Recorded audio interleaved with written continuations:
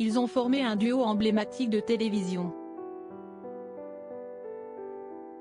Mais il faut croire que malgré les nombreux moments de rigolade, dans Coucou si Nous, comme dans Ciel, mon mardi, Christophe de Chavannes et Patrice Carmouze ne se disaient pas tout.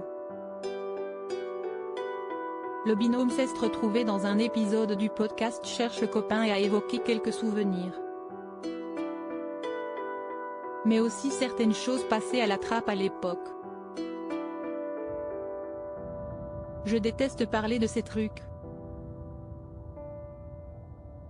En tant que maître de cérémonie, Christophe de Chavannes, qui a récemment révélé être un cœur à prendre, a effectivement demandé à son ancien collègue s'il avait fait des choses dans son dos sans qu'il le sache, notamment s'il avait couché avec quelqu'un de leur entourage professionnel.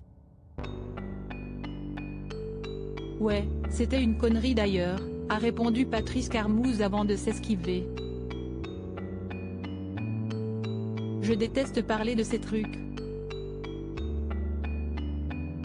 C'était pas. Je suis assez secret. En creusant le sujet, son hôte n'aura pas obtenu beaucoup d'informations. Si ce n'est qu'il s'agit d'une demoiselle ayant fait partie de l'équipe de Coyote, société de production de Christophe de Chavannes.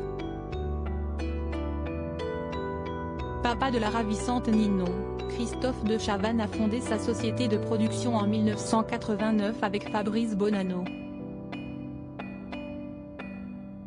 D'abord nommé Procès.D, l'organisme a finalement été rebaptisé Coyote.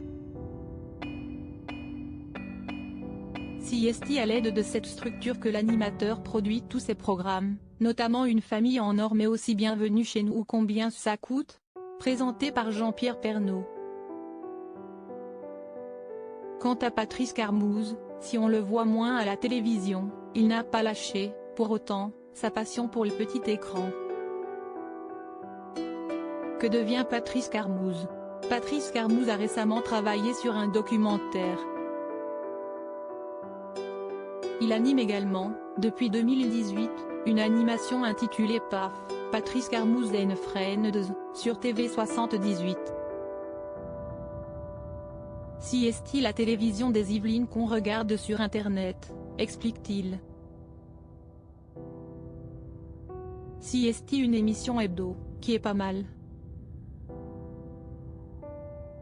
Ce sont des éclairages sur l'actualité. La dernière c'était sur les difficultés que vous allez rencontrer, les entreprises et les collectivités locales, dans les mois qui viennent à cause du prix de l'énergie. J'avais un sénateur, un maire, une économiste, un mec du MEDEF. Je pense que les télés locales peuvent être un facteur de la démocratie. Elles reflètent ce que vivent les gens. Retrouvez l'interview de Patrice Carmouze dans le podcast Cherche copain de Christophe de Chavannes.